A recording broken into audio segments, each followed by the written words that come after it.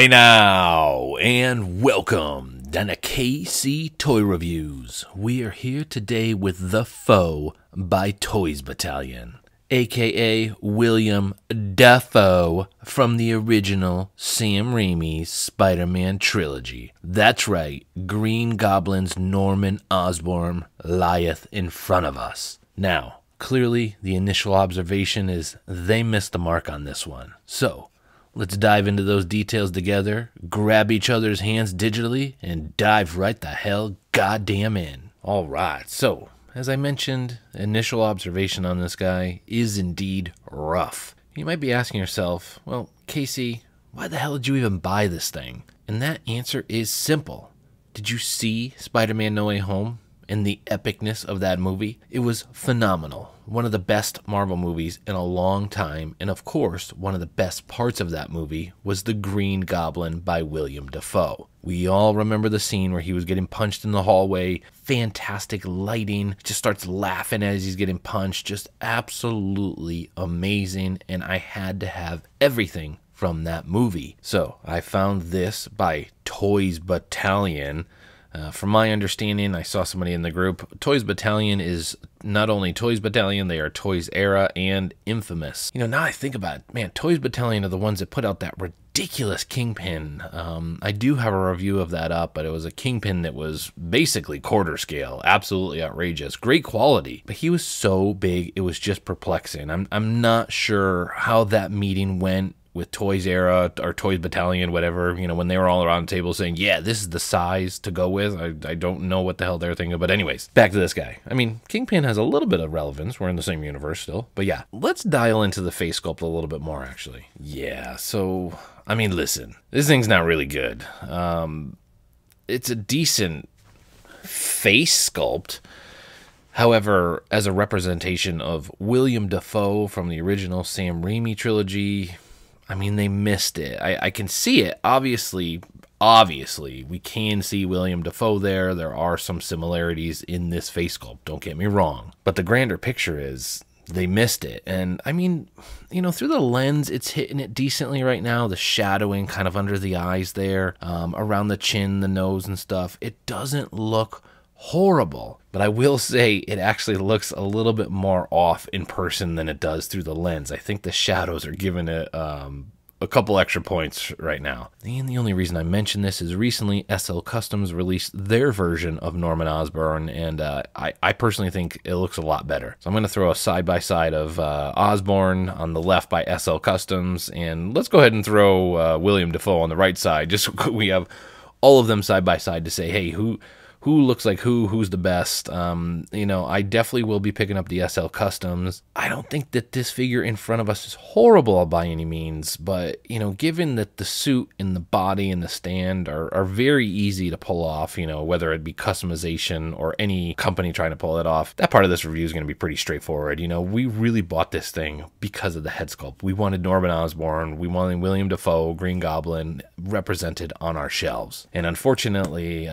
they missed the mark on this one. Now, as I mentioned, well, the tailoring is actually pretty good. Now, you know, let me actually preface also by saying Toys Era always has great quality stuff. You know, I'm not sure what's going on with them branding themselves as Toys Battalion, Infamous. Obviously, there's some inner workings there that are above my head. But anything I've ever bought from them was decent quality. Might not be so quality third party, but they've been decent quality. So I didn't expect anything less in regards to the suit and the body over here. And again, you know, just to stress, I was pleasantly surprised. The suit is very nice quality. We actually have a wire that goes throughout the outer part of the suit here, so you can get some decent poses and, you know, frames and stuff with it there. Underneath, we do have a nice silky part. On top, you have another material. We have 1, 2, 3, 4, you know, count the tie.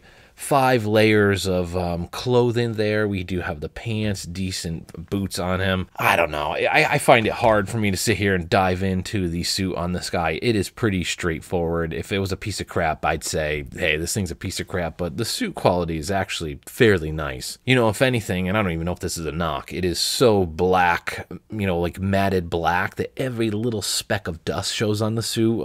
You know, so again, something that I just noticed going through it. The tie is incredibly shoddy. So if you can kind of zoom your eyes into this area here, basically just a rubber banded tie that goes around his neck. Man, what a toss-up. You have Daft Toys that has you actually tying your own tie, and we're talking about a 1/6 scale tie, so if you know how goddamn hard that is, it's very difficult. Then you got these guys with this ridiculous rubber band tie. How hard would it have been, based off the quality of this suit here, to just dye that part red? Like, dye your rubber band red so it blends a little more, because to be honest, it throws the immersion off a bunch for me. You know, I still do want to have this on my shelf for a bit, and I'm just like, wow, they really screwed up the tie on this guy. No matter what I did, I could not get these white parts to not kind of shine like that. So I'm just like baffled about how bad they pulled off the tie on this guy. And oddly enough, the tie itself, you know, this part is decent quality. You know, it sits well, feels like decent quality. I have no complaints about the tie. I'm just surprised that we went this route. You know, while saying that, I like that we went that route, a rubber band route, versus what Daft Toys always wants us to do. Is absolutely ridiculous. But yeah, all they needed to do was dye that red and it would have blended so much better. So a little bit shocking there. And because of this big gap, I don't know, it's very difficult to cover up that those white parts of that tie there. And while we have him in shot like this, just want to note that the ooze that turned him, or the serum, whatever the hell we want to call it, into the Green Goblin is one of the accessories that he does come with. It only comes with one of those, and then I'll show the other two accessories in a different shot. So on top of the ooze slash serum that he comes with, here are the other accessories. Now, I don't know what to say. This is a weird accessory. I mean, it's weird, but it's really good quality. So before we kind of dive into that head sculpt, this has some weight to it. I mean, it is a decently weighted item. If we can see at the bottom there, there's kind of like scratches or weather damage on it. So I don't know if this is supposed to represent, you know, some type of rack that he hung his suit up with every time that he was done. But interesting, they went to the point of adding some extra details, wooden-ish and scratched details to the bottom there. And there is the other, dare we call it, menacing head sculpt that he comes with. In my opinion, this one's actually worse than the initial head sculpt. We have even less likeness of William Dafoe there. And then on top of that, I don't know if we could see here, it's almost like vampire teeth or something on this guy. So it's, am I missing something? Did he have vampire teeth in the movie? Because I don't remember anything of the sort. And I know William Dafoe has some gnarly teeth, but I just don't remember vampire teeth of anything of that sort. So this head sculpt is just out of control. I mean, this one's terrible in comparison to the other one. But this bust that comes with it is pretty damn cool. I just wish I had a better head sculpt to put on it, because it's almost like this badass bust that I get with it that I can't really do anything cool with, because I don't really want to show off that head sculpt that's on it, and the head sculpt that's on the guy is better than this one. So it ends up being useless. And then of course you have a pumpkin bomb, which makes even less sense.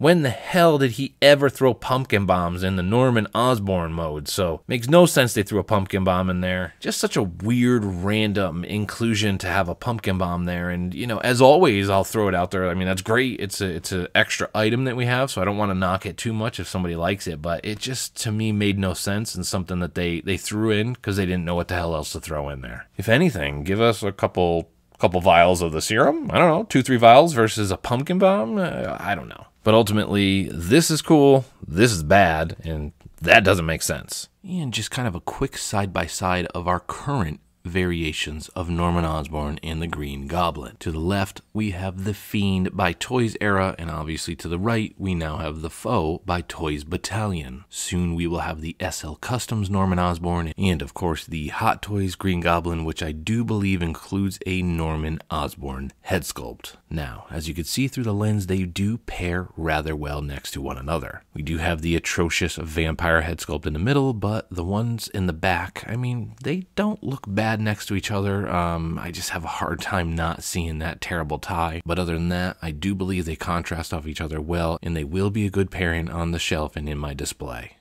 Alright, so before we slap a score on this guy, some final closing notes. First thing we do want to mention is that, yeah, he came with a 1/6 scale stand. Finally, some third-party companies that are including stands. If memory serves me correctly, Toys Era or Toys Battalion usually include stands, other than that atrocious Kingpin piece of crap that they put out. Obviously, I don't even know what the hell they would have had to include a literal crutch, like a human crutch to hold that guy up, but nonetheless, they usually do include stands, so the stand is decent quality. I'm not sure what's up with the flame effect.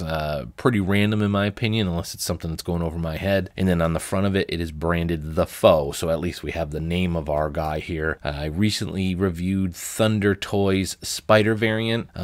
So absurd that their stand was branded with Thunder Toys. I mean, it was almost like a joke. I started laughing, actually, because I don't know what companies brand themselves on their stand. Clearly, it should be the figure that it's on the stand, not your company. But anyways, in this situation, we do have the name of the figure, so that was good. The stand is decent quality, same quality as all the Hot Toys stand. As far as the figure, as I mentioned a few times, the suit and the quality of the materials are fantastic. We do have a wired rim around that trench coat there, nice silky inside, a matted kind of nice regular wool cloth material on the outside, several layers like I mentioned too. I want to say 4 to 5 layers if we're counting that atrocious tie, which is a good segue to mention that tie was awful. They should have dyed the whole thing red.